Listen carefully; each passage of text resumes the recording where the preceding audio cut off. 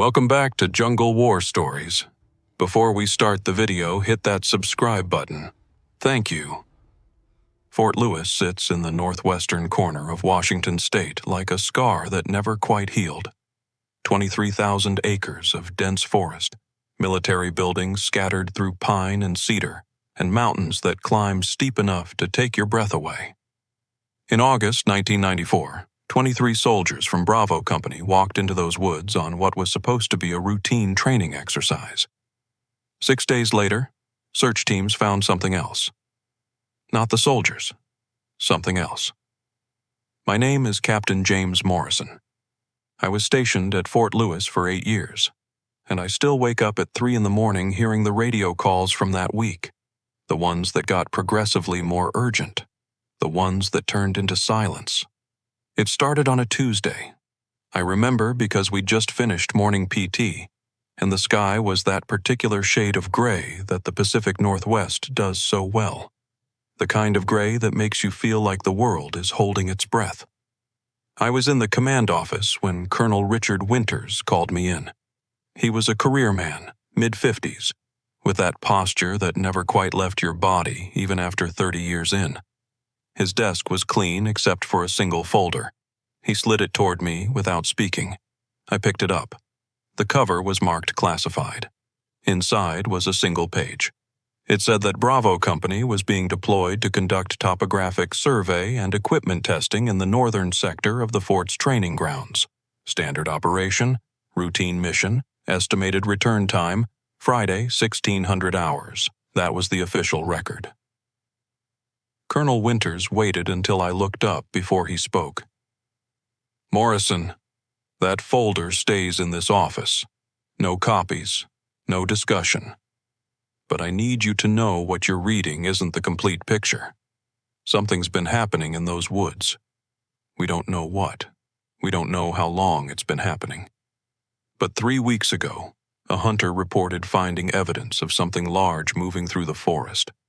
Nothing we could identify. Nothing the game wardens could explain. I asked him what kind of evidence. He hesitated, which was unusual for him. Claw marks on trees, deep ones, at heights that didn't match any animal we have in Washington. He leaned back in his chair. The marks were 12 feet up on a Douglas fir. Whatever made them would have to be huge. Morrison, I've been in this military for 30 years. I've served in Vietnam, Korea, seen things I still don't talk about. I've never seen anything like the photographs from that site. I felt something shift in my chest, a weight that hadn't been there before. I asked if he was saying something wasn't human. He didn't answer. Instead, he told me that Bravo Company's true mission was reconnaissance.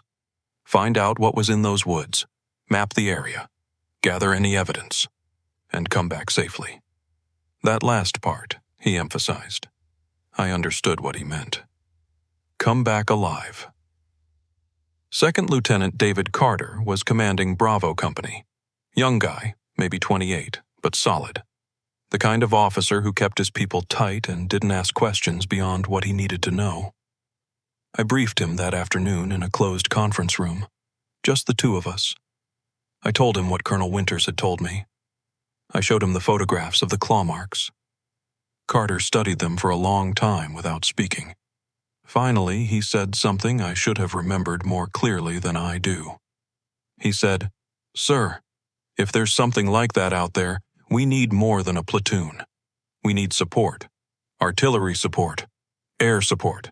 We need to know we have an exit strategy." I told him that support would draw attention. The whole reason this was quiet was because it needed to stay quiet. Carter nodded like he understood. But I could see something had changed in his eyes. A kind of resignation mixed with something else. Maybe resignation to something he thought he'd already decided. Bravo Company rolled out at 0700 hours on Wednesday morning. 23 soldiers, full combat load, GPS units, cameras, survey equipment. They were supposed to establish a forward camp 5 clicks into the forest and begin reconnaissance from there. Communication check-ins every 6 hours. First check-in was scheduled for 1300 hours. I was in the TOC with Colonel Winters when Carter's voice came through the radio. The transmission was clear, steady, professional. Winters Actual, this is Bravo 6. We've established base camp at coordinates November Foxtrot 4420. No signs of activity so far.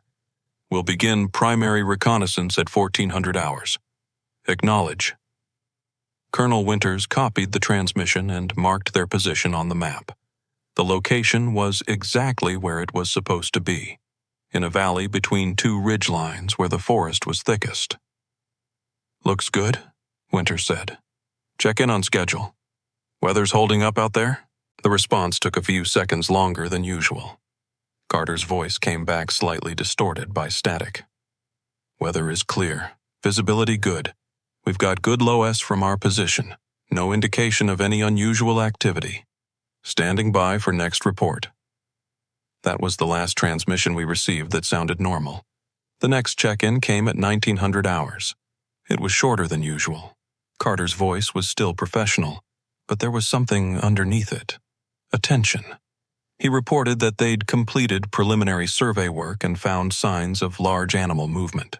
Fresh tracks, broken branches, disturbed earth, all pointing deeper into the valley toward a ridge system that wasn't on any of our maps. They'd decided to investigate the next morning and would report again at 0600 hours. Colonel Winters leaned forward at his desk. What do you mean wasn't on any of your maps? Carter took a moment to respond. Sir, we've got satellite imagery, topographic surveys, GPS readings. This ridge system shows up clear in satellite photos, but there's nothing on any of the official maps. No designation, no features marked. It's like it was deliberately left off every document. We're going to get a closer look at first light. Winters and I exchanged a look.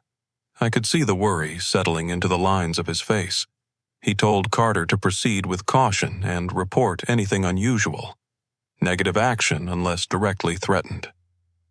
Carter confirmed, and the transmission ended.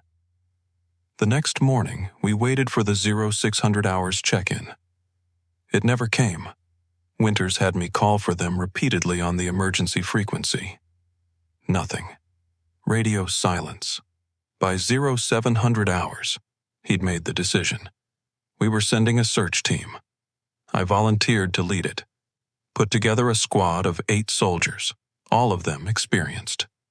We loaded 2 Humvees with medical supplies, communication equipment, and enough firepower to handle a small engagement.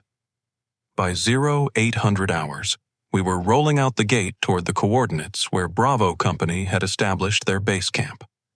The drive took 90 minutes. The road deteriorated as we got further into the forest.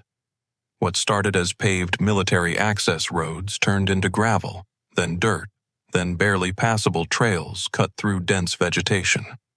The trees closed in on both sides of the vehicle. Tall Douglas firs and western hemlocks creating a canopy so thick that even at midday, the world had a twilight quality to it. As we drove deeper, I noticed something odd. There were no animals, no birds in the trees, no squirrels or deer on the forest floor. Nothing. Just the sound of the engines and the wind through branches. My specialist, Corporal Williams, noticed it too. He was from Arizona originally, and he'd told me once that silence in nature usually meant predators. Animals go quiet when something dangerous is hunting. We reached the coordinates at 0945 hours. The clearing where Bravo Company had supposedly established their base camp was empty. No tents, no equipment, no sign that anyone had been here. We did a perimeter check, weapons ready, scanning for any indication of a struggle. Nothing. The ground was undisturbed. No blood, no expended ammunition, no gear. Just an empty clearing in the middle of the forest. I tried the radio again. Bravo 6, this is Alpha Actual. We're at your last reported position. Give me a status report. Only static answered me. I kept trying, cycling through frequencies, using the emergency protocol. Still nothing. Williams was checking the GPS unit, comparing it to his own readings. "Sir," he called over to me, "something's wrong with the coordinates. According to our positioning, we should be a click south of here. But according to the data from Bravo's last transmission, we're exactly where they said they'd be." I asked him if the equipment was malfunctioning. He shook his head. "No, sir. Everything's reading normal. It's like they were recording their position wrong. Or their position shifted after they reported it." That didn't make sense, and I said so. But in my gut, I felt that cold settling in again. That same feeling I'd had when Colonel Winters showed me those photographs of the claw marks. Something was wrong with this place. Not obviously wrong. Not in a way you could point to and say, "There, that's the problem." But wrong in the way a room feels wrong when someone's been watching you. I ordered the team to search outward from the clearing in expanding circles. Look for any sign of the unit. Tracks, equipment, anything. We spread out and began moving through the forest. The canopy was so dense that visibility dropped to maybe 30 meters. Your flashlight beam would get absorbed by the darkness instead of reflecting back. We'd been searching for about 15 minutes when Martinez, one of my younger soldiers, called out. He'd found something. When we reached him, he was staring at the ground. There were boot prints, military pattern, fresh, leading away from the clearing toward the ridge system that wasn't supposed to be there.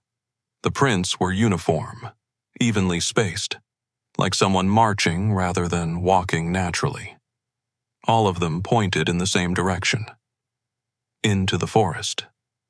Deeper. I counted them as they continued past Martinez. 7 sets. That meant 16 soldiers were still unaccounted for. We followed the tracks. They led us through increasingly dense vegetation over terrain that climbed steadily upward. The forest changed as we went. The trees got older, thicker, their trunks wider than a man is tall. The undergrowth thinned out, replaced by a carpet of pine needles that muffled our footsteps. The air got colder. I could see my breath even though it was August. After about 2 kilometers of hiking, the tracks led us to a ravine. Deep, maybe 80 feet down, with rock walls on both sides and what looked like a stream at the bottom. The boot prints stopped at the edge. All of them. Just ended like the soldiers had been walking and then disappeared. Williams was beside me, looking down into that ravine. "Sir, those tracks just stop. There's no indication they climbed down, no disturbed rocks, no loose earth. They just end." I was trying to process what that meant when Martinez pointed to something else. "There, on a rock outcropping about 30 meters away," he said. "It's a body." We made our way around the ravine's edge, climbing over rocks and fallen trees. As we got closer, I could see he was right. There was a soldier lying on the rocks. His uniform was torn. His position was strange, like he'd been twisted into a shape no living person would naturally assume. We approached carefully, weapons ready, scanning the tree line for any threat. But there was nothing. Just the body and the silence. When we reached him, I checked for a pulse. There was none. The body was cold. Too cold for someone who'd only been dead for a few hours. His skin had a waxy quality to it, like something had been feeding on him from the inside out. Martinez turned away and got sick. I didn't blame him. Williams checked the body's identification. It was Private Robert Chen, 22 years old, one of Bravo Company's communications specialists. I'd seen him around the base. Quiet kid, good soldier. Now he was here, twisted and empty, in a forest that shouldn't exist on any map. I radioed Colonel Winters. "Sir, we found one of them. Private Chen. He's deceased. The circumstances are..." I paused, trying to find words that made sense. "Unusual."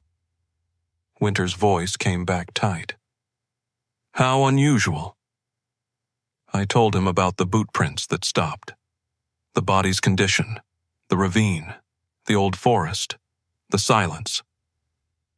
There was a long pause. Then Winters told me to secure the body and continue searching. Find the rest of Bravo Company, or find evidence of what happened to them.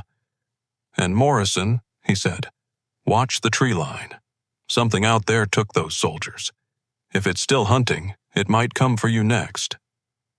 That's when I realized we weren't safe. We were in the forest with something that had taken 22 soldiers, and we had no idea what it was or what it wanted. Behind us, Private Chen's body lay twisted on the rocks. Ahead of us, the forest stretched on, dark and deep and full of things we couldn't see. And that's when we heard it. A sound from deeper in the forest. Not quite human. Not quite animal. Something in between. A sound that made the hair on the back of your neck stand up. We froze. All 8 of us, weapons up, trying to locate the source of the sound. It came again.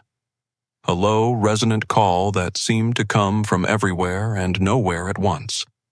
Not a scream, not a roar. Something between animal and something else entirely. Williams grabbed my arm.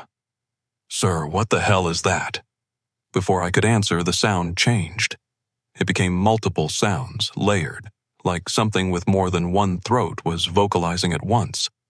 And then, through the trees, we saw movement. Shapes. Large shapes. Silhouettes that didn't quite match anything I'd ever seen. They moved through the forest with an almost liquid grace, bodies too long, limbs too articulated. The canopy above them parted as they passed, branches bending away as if something was pushing them aside from below. I counted 5 distinct figures before the darkness swallowed them. Martinez was backing toward me, his M16 raised, finger on the trigger guard. "Sir, we need to leave. We need to leave now." But I couldn't move. Couldn't think past the fact that what I was seeing didn't fit into any category that made sense. Animals didn't move like that. People didn't move like that. Then one of the shapes stopped. It turned, and I swear I felt it looking at us. Even though I couldn't see eyes, couldn't see a face, I felt the weight of its attention like something physical pressing against my chest. The other shapes stopped too. 5 figures, perfectly still, watching us from the shadows between the trees. I raised my rifle. All personnel, defensive formation. Weapons ready. Don't fire unless I give the order. We formed a circle, backs toward each other, creating a perimeter. The shapes didn't advance. They just watched. The silence was worse than the sounds. The silence meant calculation. It meant they were deciding what to do with us. One of the figures moved closer. Not an attack, just a slow advance. As it came into what little light filtered through the canopy, I could make out details. Its body was covered in something that might have been skin, but had a texture like bark or chitin. Its limbs were too long, too many joints. Its head was misshapen, almost tubular, with what looked like gills or vents along the sides.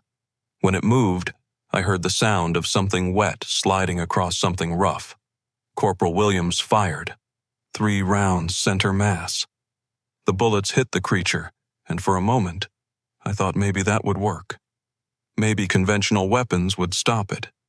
Then the creature kept walking. The bullets had torn into its body, but it didn't bleed. Where the rounds struck, the creature's body seemed to absorb them, the wounds closing almost immediately. All units, fire. We opened up, all 8 of us, a storm of 5.56 millimeter rounds into those 5 shapes. The noise was incredible, echoing off the ravine walls. The muzzle flashes lit up the forest in strobing bursts. And the creatures kept coming.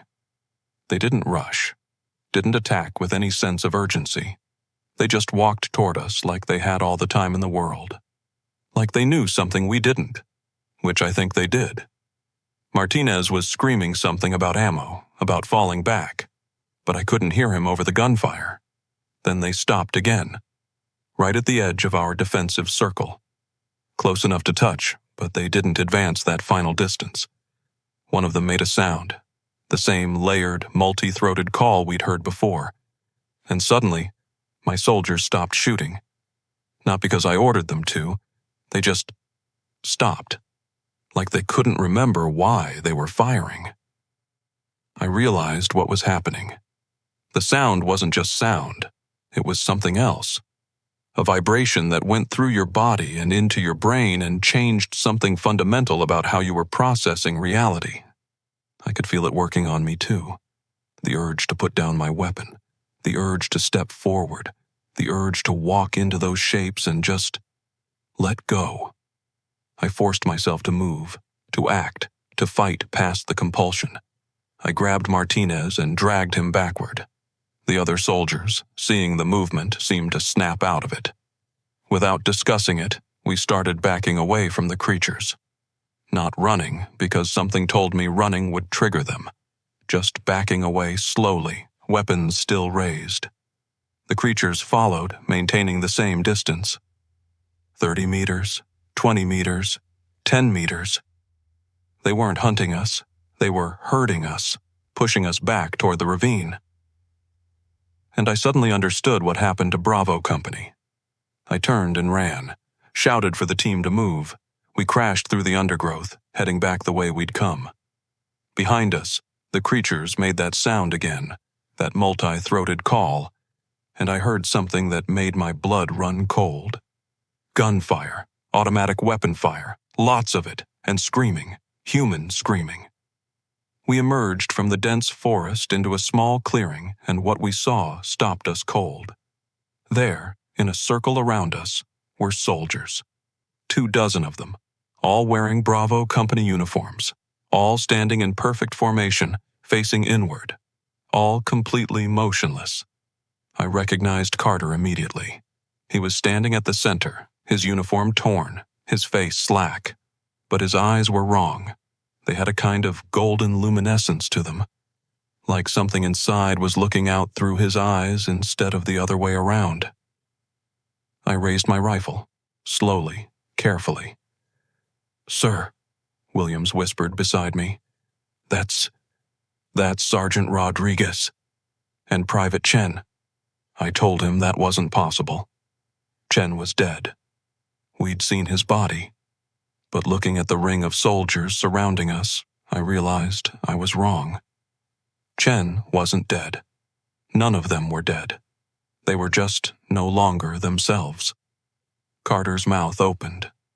When he spoke, his voice was layered, like the creature's call, but shaped into words. "Welcome, Captain. We've been waiting for you." I tried to keep my voice steady.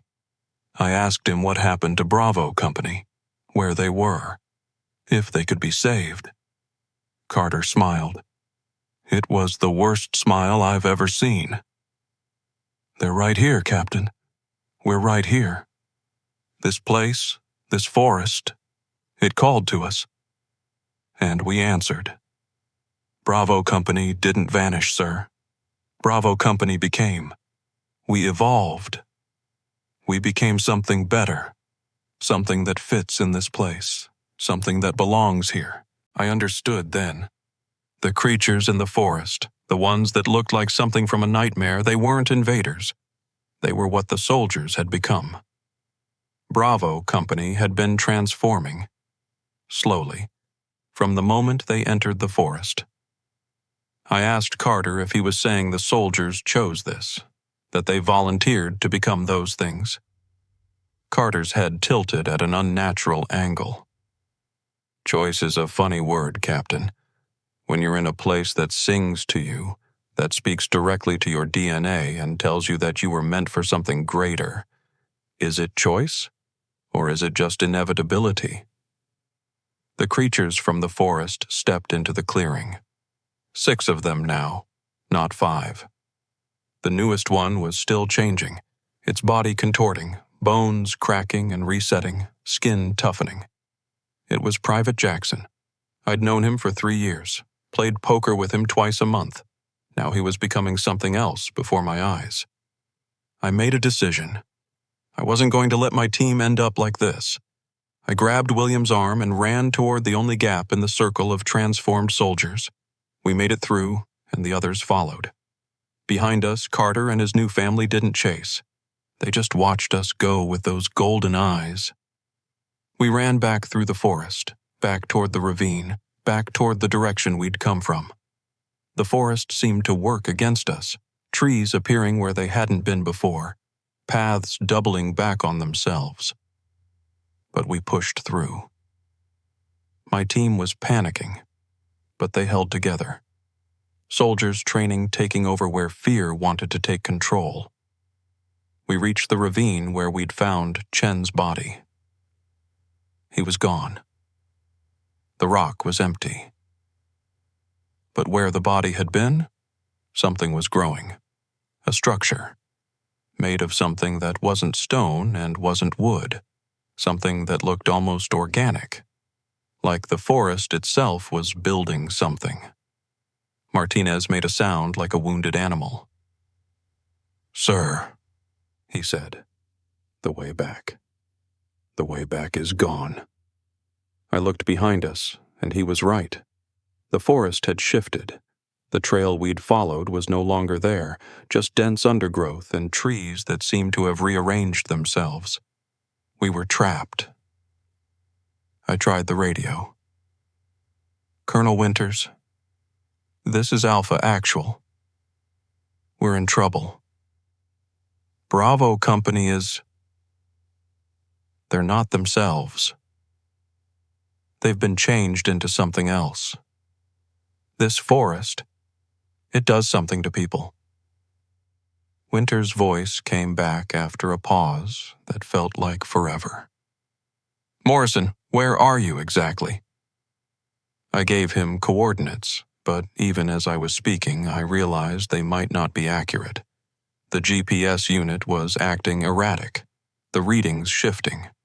Williams was staring at his equipment like it had betrayed him. "Sir," he said, "the coordinates keep changing. It's like space isn't working right here, like the normal rules don't apply."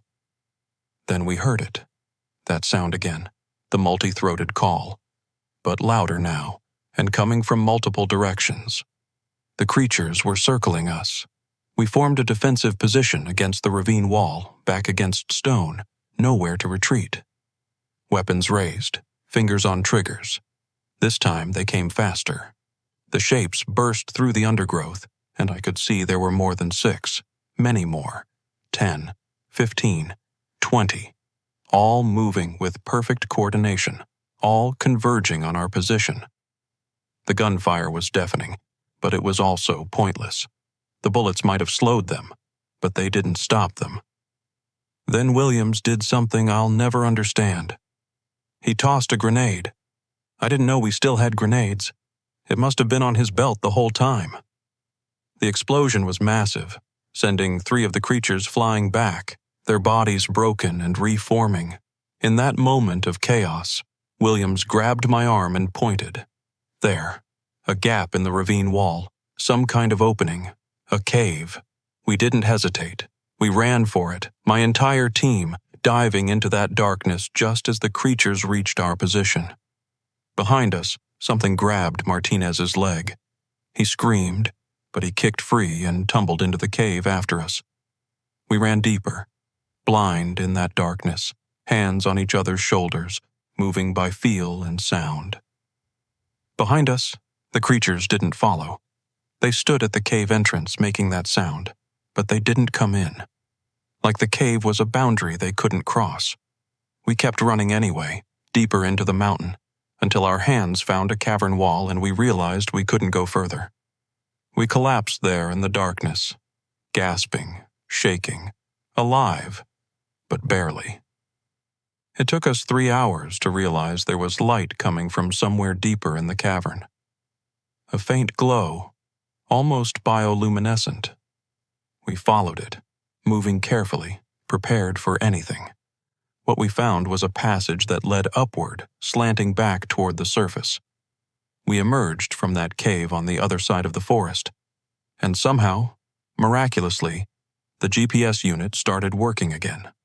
We were 6 kilometers from where we'd entered, in a completely different direction, like the forest had spit us out. We made it back to Fort Lewis at 2200 hours that night. Colonel Winters was waiting for us at the gate. When he saw that we were only 8, when he understood that Bravo Company was gone, something broke in his face. A deep, profound exhaustion settled into his features. He ordered us to report to medical, to full debriefing, to psychiatric evaluation. He ordered all information about the incident classified, top secret, need to know only. And he ordered that the forest sector be closed, sealed off, no personnel allowed past checkpoint 7. 3 weeks later, I was transferred out. Honorable discharge. Medical reasons. They told me I'd experienced trauma, that I needed time to recover. What they didn't tell me was that 3 other members of my search team had experienced what Williams called the calling. That sound. It had followed them home. They'd wake up in the middle of the night hearing it. They'd find themselves walking toward the woods, their minds not their own, compelled by something they couldn't resist. One of them, Private Sanders, walked into the Cascade National Forest 3 months after the incident. They found his uniform beside a river. Just his clothes, neatly folded. No body, no indication of what happened to him. The official report said drowning. I spent 5 years after Fort Lewis working as a civilian contractor. I moved as far from Washington as I could, ended up in Montana, then Colorado, then back to Washington because I realized running wasn't going to help. The thing that had touched my mind in that forest, it wasn't geographical. It was spiritual, or something like that. Something that existed in a space that didn't have to follow normal rules. Colonel Winters died in 1997. Heart attack, they said. But I'd kept in touch, and he'd told me over the phone, a few weeks before he died, that he'd been hearing the sound, too.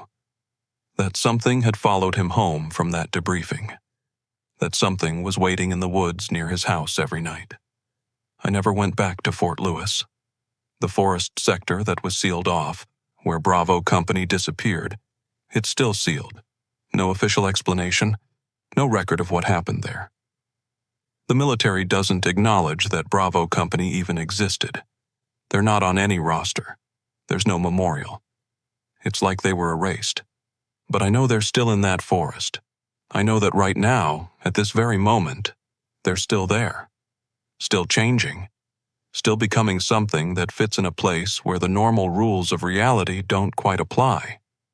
If you're in the military, if you're thinking about heading to Fort Lewis, do yourself a favor. Ask for a different assignment. Because some forests aren't just dangerous.